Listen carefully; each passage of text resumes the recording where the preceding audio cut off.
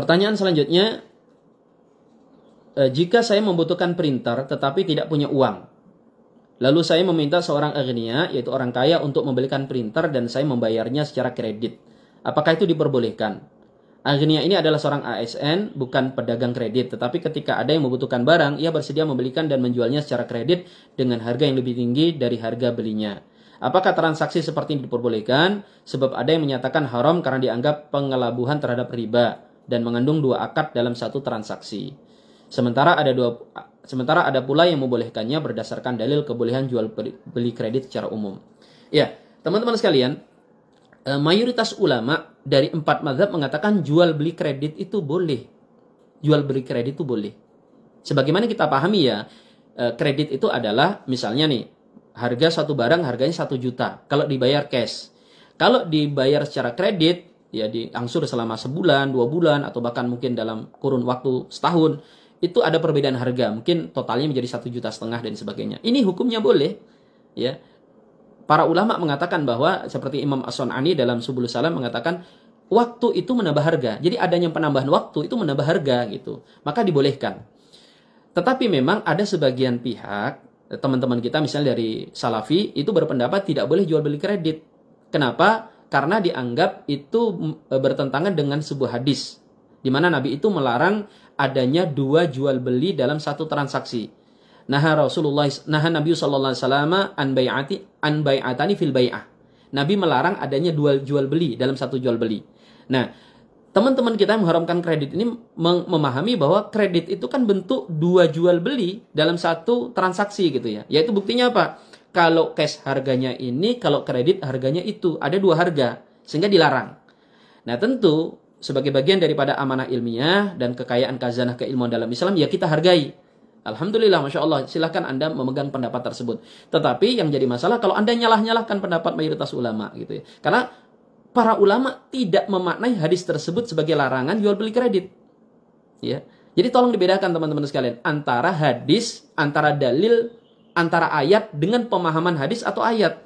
Ada sebagian pihak ketika mengatakan begini, mayoritas ulama membolehkan kredit. Ada hadis yang melarang tadi, seakan-akan melarang kredit. Terus dia ngomong kayak gini, ente mau ikut pilih yang mana? Ikut ayat, ikut hadis, atau ikut perkataan ulama? Ulama memang hebat, Syafi'i, Hanafi, Maliki hebat, tapi tidak maksum. Sedangkan ayat dan hadis itu maksum. Maka pilih ayat, pilih hadis, tinggalkan siapapun yang bertentangan dengan hadis. Ini jargon seperti ini kelihatannya benar. Dan benar secara kaidah itu benar. Tapi dalam penerapannya yang sering ngawur. Yang ditolak dalam hal ini bukan hadisnya mas. Tetapi pemahaman Anda terhadap hadis tersebut. Dan ketika kita mengatakan pilih mana, ulama atau hadis, itu kita sudah melakukan paling tidak dua kesalahan. Kesalahan yang pertama, kita sudah memberikan tuduhan yang sangat tidak terhormat kepada para ulama. Kita anggap ulama itu sengaja nggak mau pakai hadis. Gitu kan? Terus yang kedua, kita itu sudah merasa sok lebih tahu hadis daripada para ulama kita. Apa dikira Imam Syafi'i, Imam Nawawi, Imam Ibnu Hajar al-Asqalani yang membolehkan jual beli kredit, itu tidak tahu hadis ini? Tahu. Tetapi pemahaman mereka terhadap hadis itu yang tidak sama dengan Anda dan kelompok Anda. Dan mari kita saling menghargai. Nah, baik, kita kembali nih.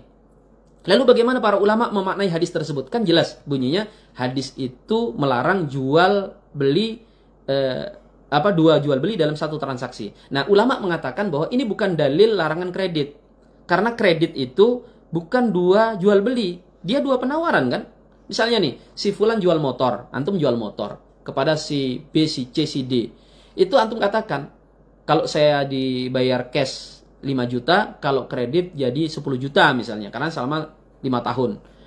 Itu ketika si pembeli, baik si A, si B, si C, membeli, itu kan pasti akan menggunakan salah satunya. Dia akan beli secara cash atau beli secara kredit. Nggak ada orang, oke, saya beli dua-duanya. Saya bayar secara cash dan nanti saya kreditin selama 5 tahun. Nah, ini orang terlalu kaya gitu kan.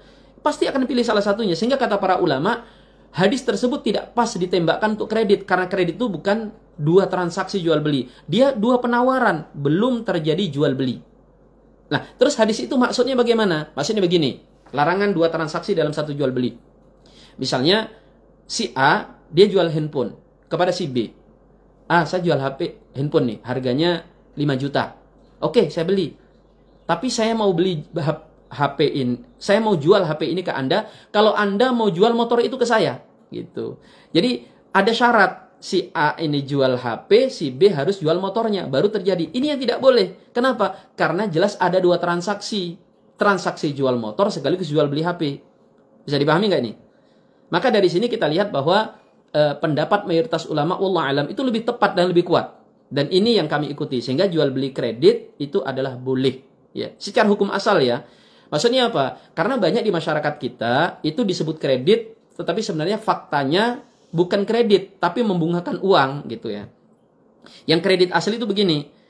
Ya, seperti contoh ya sebenarnya sudah disampaikan. Kita punya barang, kalau dijual cash misalnya 1 juta. Terus ada yang bilang, "Mas, kalau cash 1 juta saya belum punya. Bagaimana kalau saya bayar misalnya saya cicil gitu 100 ribu. Berapa lama? 10 tahun misalnya gitu. Oke, nggak apa-apa. Tapi kalau 10 tahun ya jangan 1 juta lah. 5 juta misalnya. Oke, kemudian deal gitu ya. Ada kesepakatan gitu ya. Maka apa? Di sini hukumnya adalah kredit murni. Karena si saya ini tadi jualnya secara kredit gitu ya. Nah, yang jual beli kredit terselubung yang sebenarnya bukan kredit ya. Ini tapi membungakan uang. Misalnya apa? Saya tadi jual harga 1 juta gitu. Si fulan mau beli, oh saya nggak punya uang 1 juta. Bagaimana kalau saya kreditin 100 ribu selama 5 tahun gitu ya. Saya nggak mau kan, wah saya butuh uang mas 1 juta sekarang nggak bisa. Nah kemudian ada si C, kemudian dia minjemin uang kepada si B, tak kasih uang 1 juta, beli tuh HP-nya Ustaz Thorik 1 juta. Ntar kamu cicilin ke saya misalnya 100 ribu selama 5 tahun. Jadinya jatuhnya 2 juta misalnya. Maka ini tidak boleh teman-teman sekalian. Ini yang tidak boleh. Kenapa? Karena Anda sebenarnya tidak kredit. Anda itu minjam uang dan kemudian mengembalikan dengan bunga-bunganya kepada si C tadi.